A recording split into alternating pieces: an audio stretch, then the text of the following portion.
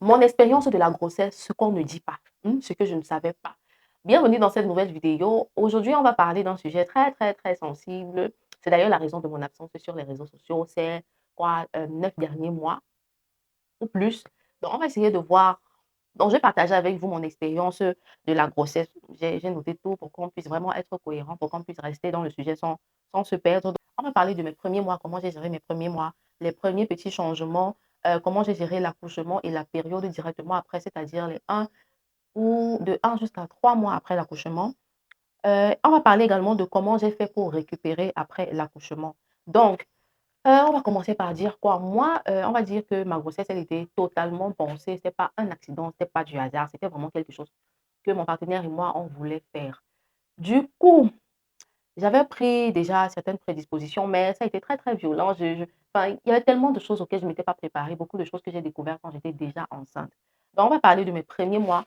On va dire quoi? Mes 3 premiers mois, c'était la galère, en fait. C'était des vomissements tout le temps, c'était, des maux de tête, la fatigue intense, le mal de dos. J'avais extrêmement mal de dos au cours de mes 3, même des 4 premiers mois.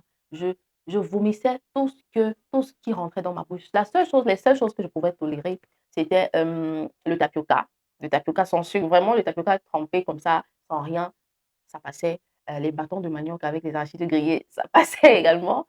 Hem, heu je pense que c'était tout, ouais. Je ne mangeais presque rien. Même l'eau simple me faisait vomir, c'est-à-dire que je ne m'hydratais pas. Ça fait que durant ce 1er trimestre-là, durant on va dire les 4 premiers mois, c'était la galère. J'avais quand même perdu du poids. J'avais perdu entre 2 ou 3 kilos parce que au début de ma grossesse, vraiment pour commencer, j'avais 59 kilos. Il faut noter que moi je fais 1,65 m, 63, 65. Donc j'avais 59 kilos. Donc j'étais, voilà, dans ma meilleure forme, dans la forme dans laquelle c'était le poids, c'est idéalement le poids dans lequel je me sens mieux. Donc, avec ces 3 premiers mois, toutes ces secousses et aussi j'étais hyper stressée, mais de grave parce que mon père n'avait pas très, très bien pris la nouvelle, et le contexte dans lequel je vivais, c'est-à-dire ceux avec qui j'étais n'avaient pas également très bien pris la nouvelle. Bref, je vais pas parler de ça, mais ça faisait partie des choses qui m'ont énormément stressée. J'ai fait une grosse dépression également et avec tous les premiers signes, vomissements, fatigue et tout, nausées, tout ça, ça fait que j'étais vraiment pas bien, j'ai perdu du poids, j'ai également eu mon teint qui ternissait, je m'hydratais pas assez. Bref, on va dire qu'en gros, c'était la galère, c'était merdique mes 3 premiers mois. Par contre, je ne regrettais pas du tout de porter en moi cette nouvelle vie-là. Vraiment, c'est la seule chose qui me maintenait, c'est la seule chose qui me motivait à pouvoir dépasser, cette dépression-là, dépasser cet état d'esprit et voilà, j'ai pu continuer avec. Ensuite, il y a eu quand les 4 premiers mois sont passés, vraiment, j'ai commencé à souffler. Je commençais à voir je pense que j'avais déjà mon petit ventre là qui poussait qui poussait et voilà, il y a eu des petits, petits changements, c'est-à-dire que je commençais à mieux tolérer, la nourriture. Je mangeais presque tout, on va dire ça comme ça. Je mangeais même beaucoup plus parce que avant ma grossesse, j'avais quand même une certaine conscience santé, une certaine conscience, alimentaire, je vais dire. Donc je mangeais pas, par exemple, le matin, je faisais le jeûne intermittent. Je mangeais, par exemple, à partir de 13, 15, 16 heures comme ça. Avec ma grossesse, j'ai commencé à manger le matin, même que je mangeais parfois très tard au milieu de la nuit, j'avais souvent certains creux et je ne pouvais pas dormir comme ça. Il fallait que je me lève et que je trouve de quoi manger. Donc, premier changement, c'était vraiment au niveau de l'alimentation pour quelqu'un qui ne mangeait pas beaucoup avant, qui avait une certaine discipline alimentaire. Il a fallu que je casse ça, que je commence à manger un peu plus. Bien évidemment, en mangeant plus, j'ai commencé donc à prendre un peu de poids. Ça, c'était le premier changement physique que j'ai eu.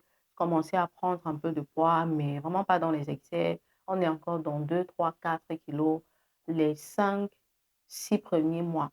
Donc, j'avais pris quelques 3, 4 kilos. J'étais à quoi? 64, 65 comme ça. Et voilà, jusqu'ici, OK, ça va. Je me sens bien, je me reconnais quand même encore. J'ai mon petit ventre qui continue de pousser. Sauf que maintenant, au niveau du sommeil également, c'était compliqué. Moi, avant, j'étais quelqu'un qui avait le sommeil difficile et hyper, hyper léger. C'est-à-dire que non seulement pour dormir, c'est difficile, parfois j'avais des trucs que je me faisais, genre, je commence à compter de 100 jusqu'à 0. Je fais le décompte en fait. Ça me permettait de m'endormir un peu rapidement. Et parfois et même quand je trouvais le sommeil, il suffit d'un petit bruit comme ça et je suis déjà réveillée. Le premier changement, c'est que je commençais à dormir profondément et même que je ronflais quand je dormais. J'étais like, I was like, c'est vraiment moi, là. Moi, je ronfle pour de vrai. Je m'entendais ronfler quand je dormais et j'étais, wow, est-ce que c'est moi? Pourquoi ça m'arrive? Et ça, c'était le premier changement qui m'a vraiment fait un tic dans la tête. Ça m'énervait de malade. J'arrivais pas à croire que je ronfle, en fait. Ensuite, au niveau de la skincare, vraiment, pendant ma grossesse, je ne me oignais pas du tout. C'est-à-dire que limite, même les contenus qui parlaient de skincare me saoulaient, m'énervaient. Je, quand je scrollais sur Internet et que je tombais sur un contenu skincare, on commence à appliquer les trucs là sur le visage, je scrollais très, très rapidement parce que ça m'énervait, je ne sais pas pourquoi. La seule chose que j'appliquais pendant que j'étais enceinte, c'était du beurre de cacao ou bien du beurre de mangue. J'appliquais ça sur mes bras, sur mes cuisses. Ça, c'était pour prévenir les vergetures sur mon ventre aussi. Et ça a quand même minimisé. Donc, ça a quand même fait que je m'en suis en sortie sans vergeture pour un premier accouchement. Et vraiment, en termes de skincare, aucun produit. Pas de parfum, pas de rien, à part vraiment les beurres que j'ai mentionnés. Ce qui avait également changé, c'était au niveau du sport. Je commençais à me documenter sur parce que avant ma grossesse, moi, j'étais quelqu'un de très, très active. J'étais quelqu'un de très voilà, je faisais du sport. Je faisais du sport très, très régulièrement. Ça m'aidait vraiment à déstresser, à voilà, gérer mes émotions, à gravir les épreuves et tout. Donc, j'étais très, très sportive avant. Avec la grossesse, j'ai dû arrêter. Et ce que je faisais, je me documentais sur des exercices que je pouvais faire. Et je suis tombée simplement sur la marche. Donc, je marchais beaucoup durant cette période-là. Je marchais énormément. Et je pense que ça m'a également beaucoup aidé au moment du travail, au moment de l'accouchement proprement dit. Quand on arrive dans les 7, 8, presque vers la fin, je pense que j'ai encore pris peut-être 3 à 4 kilos parce que j'accouche à 69 kilos par là. Donc j'avais pris carrément 10 kilos de plus. J'accouche carrément à 69 kilos. Et vers la fin, lors de mon dernier rendez-vous, on m'avait dit que, OK, il faudrait plus que je prenne du poids parce que si je prends encore du poids, le bébé sera gros et ce sera difficile d'accoucher par voie basse. Et là, ma mère a commencé à acheter des fruits, à dire que non, il faut que je ne dois plus manger la nuit, je ne dois plus manger n'importe comment parce que vraiment, pendant ma grossesse, je mangeais n'importe comment, j'avais plus d'horaire. J'essayais de rester disciplinée, mais c'était difficile, c'était vraiment difficile. Donc, pendant ces derniers mois-là, ma mère m'a dit de faire attention, le bébé doit plus prendre de poids, il faut que j'essaie de me discipliner. Elle a acheté des fruits, elle a acheté beaucoup de trucs, des légumes et tout. Donc, je me suis alignée quand même parce que j'avais également peur pour la fin. On me disait que j'étais prédisposée à faire une césarienne et tout. J'avais pas le bassin assez large et tout. Bref, nous voilà donc le jour de l'accouchement, ça s'est plus ou moins bien passé. J'avais commencé à ressentir les premiers, on va dire quoi. C'est pour les personnes qui ont souvent les règles, là, les règles douloureuses. C'est exactement le genre de douleur que je ressentais. J'avais l'impression que j'allais saigner et j'allais aux toilettes régulièrement, mais rien ne sortait. Je savais pas que c'était ça en fait. Et j'ai commencé à avoir mal sérieusement. À partir de 21 heures par là, je commençais à avoir mal. Ma mère elle est partie dormir. Et voilà, ma mère, elle est partie dormir, elle m'a demandé de commencer à marcher dans le salon. Donc, je faisais de la marche, je marchais. Parfois, je m'asseyais pour mieux, mieux digérer la douleur. C'était difficile, ça faisait très, très mal. Et je marchais, je marchais, je marchais. Ce qui m'avait également beaucoup aidé pendant ma période de grossesse, c'était les dattes. Je consommais beaucoup de dattes, ça me permettait d'avoir des glucides, d'éviter de manger. Ça me permettait d'éviter de prendre trop de sucreries. Donc, je prenais la date, ça me maintenait en forme en termes d'énergie et ça faisait que je ne prenais pas beaucoup de poids. Et justement, durant cette nuit-là, pendant que je marchais comme ça, je mâchais les dattes, les graines de dattes, je mâchais doucement. Je supportais la douleur, je l'acceptais. Parce que le tout dans ça, c'est d'accepter la douleur. Je me dis que, OK, ça fait mal, c'est vrai, mais ça veut dire que le bébé vient, ça veut dire qu'enfin, je vais pouvoir le porter. Donc, j'acceptais la douleur et je me disais que mon corps peut. Si j'ai mal, ça veut dire que je suis capable de le faire. Si j'ai mal, ça veut dire que voilà, le bébé va bien, il arrive et tout. J'essayais de me dire des choses positives pendant que le travail arrivait. Et à 3 heures, j'en pouvais plus. J'ai dit à maman qu'il faut qu'on aille à l'hôpital. Là, c'est chaud. On avait déjà fait les valises, on avait déjà tout fait. Et voilà, on s'est simplement rendu à l'hôpital à 3 heures. Quand j'arrive à 3 heures, on me dit que non, ce sont de fausses contractions, on fait le toucher et tout. On me dit de rentrer me coucher et je m'en vais dans la salle d'attente. J'avais des douleurs beaucoup, beaucoup plus atroces, beaucoup, beaucoup plus régulières. J'attends, je supporte, c'était difficile, je me couche, je reste debout, je marche, j'attrape la table, enfin, c'était compliqué. Je vois d'autres femmes accoucher, j'entends les femmes crier. C'était très, très difficile et voilà, à 9 heures du matin, je remonte sur la table, on me dit que ouh, le col s'est assez bien dilaté. Et puisqu'on avait dit que j'allais éventuellement accoucher par césarienne, on a commencé donc à préparer l'opération. On a envoyé ma mère aller faire des examens complémentaires, on m'a prélevé du sang. Et l'autre chose qu'on ne dit pas pendant la grossesse, c'est que tu vas dépasser en fait toutes tes limites. Moi, j'étais quelqu'un qui avait peur de la piqûre, peur des injections, peur des médicaments, peur des examens et tout, peur de l'hôpital en gros. Et en fait, ce que la grossesse t'apprend, c'est que tu dois dépasser tes limites. C'est-à-dire que tu dois te faire violence, mais à de tels extrêmes que tu ne pouvais même pas imaginer en fait. C'est-à-dire que le jour-là, on m'a piqué partout, on m'a piqué même à l'oreille, ça fait extrêmement mal. Je pensais que j'avais déjà tout vu pendant ma grossesse parce qu'on m'avait prélevé du sang un peu partout, on avait fait des touchés et tout devant des personnes, devant tout le monde. Je pensais que j'avais déjà tout vu. Mais pendant qu'on me préparait à l'opération pour la césarienne, je vois, on me touche l'oreille là, on met le coton avec l'alcool. Je dis, ben, hein, on me dit qu'on va me piquer. Ça faisait extrêmement mal. C'est vraiment le jour-là que j'ai dit que, wow, wow, on ne m'avait pas dit ça. On ne m'avait pas dit ça, je ne savais pas. Et voilà, tu n'as plus le choix. Tu vas seulement te laisser aller. Donc, ma mère n'a pas fait les examens. Moi, je suis sur la table et voilà, j'étais déjà prête. Parce que dans mon carnet, on avait écrit en rouge bassin limite. Du coup, ma sage-femme, elle était en mode, OK, elle va se faire opérer tout simplement. Sauf que lorsqu'elle elle fait le toucher, elle voit que je suis assez ouverte et puis elle me demande de pousser comme ça. J'ai même pas fait, j'ai poussé à peine 2 fois et puis le bébé était déjà là. Ma mère est arrivée en mode, ma mère qui stressait tellement, elle est arrivée en pensant que j'allais me faire opérer, sauf que le bébé était là. J'avais pu accoucher normalement par voie basse, sauf qu'après, les déchirures, les déchirures, il a fallu coudre et je vous jure que l'accouchement même, c'est à cet instant-là que ça commence. C'est-à-dire que lorsqu'on passe l'aiguille là, on essaie de joindre tout, tout, tout et puis on veut tirer. Vous savez, quand vous faites la couture à la main, à l'aiguille, vous essayez de tirer le fil pour que ça serre. Quand on fait ça avec ta peau biologique, la douleur. Bref, on a fait les déchirures. Ensuite, il y a aussi l'étape qu'on envoie la main dans le ventre pour nettoyer. Je ne sais pas comment ça s'appelle, c'est le curettage. Bref, je ne connais plus comment ça s'appelle, mais ça fait également. Je ne sais même pas comment décrire ça. Ce n'est pas de la douleur, c'est une sensation d'inconfort extrême. C'est-à-dire que tu cries, tu n'as pas mal, mais tu cries tellement que. Bref, moi j'avais crié, je ne savais plus me retenir, j'ai crié de toutes mes forces, en fait, je priais que ça finisse et gloire à Dieu, c'est fini. Voilà, tout s'est très, très bien passé. On a terminé. Le lendemain, j'ai fait mes valises et puis je suis rentrée à la maison. En gros, c'est comme ça que ça s'est passé. Donc, on est fiers quand on rentre à la maison parce que voilà, tout s'est bien passé. Sauf qu'après, gérer le postpartum, c'est extrêmement difficile. Et là, c'est encore ce qu'on ne m'avait pas dit. En fait, ce qu'on ne te dit pas, c'est de gérer quand tu viens fraîchement d'accoucher, de gérer la déchirure, de gérer le bébé qui pleure en même temps à la fois. Et le fait que mentalement, tu n'as pas encore accepté que tu es une nouvelle mère, c'est difficile.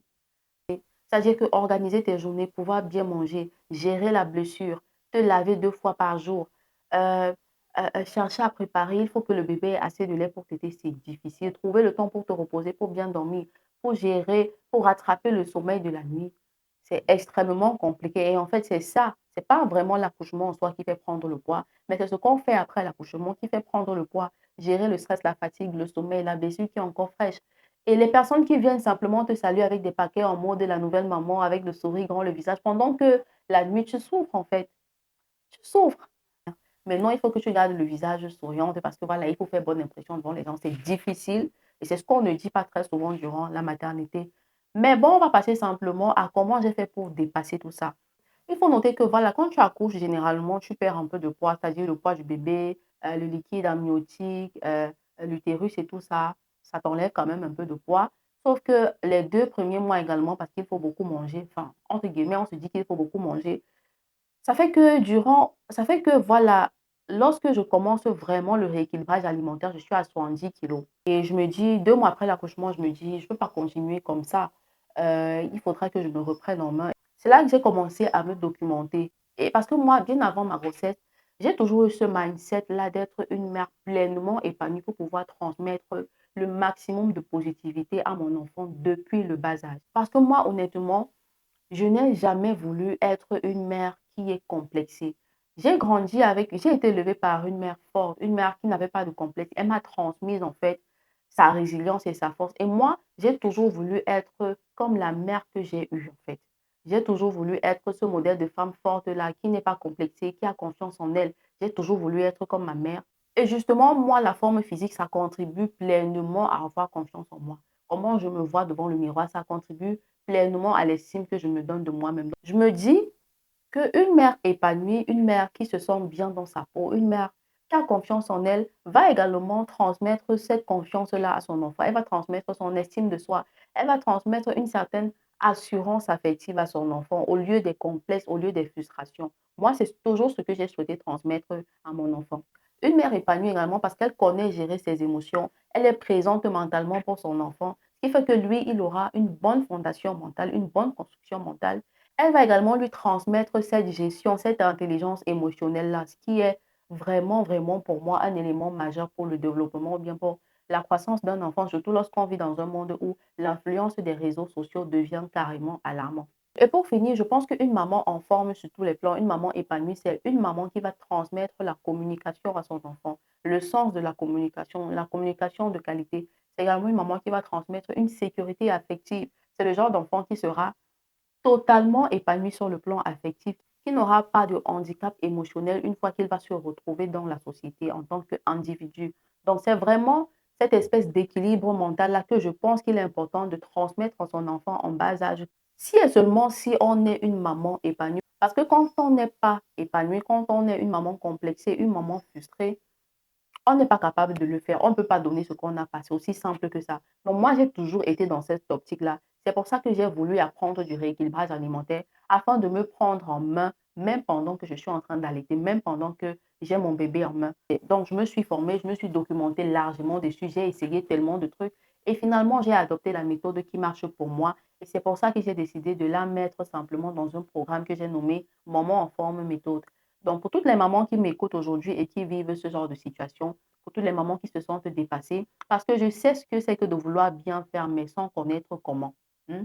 Je sais ce que c'est que de vouloir, voilà, transmettre le meilleur pour son bébé, mais ne pas savoir comment le faire.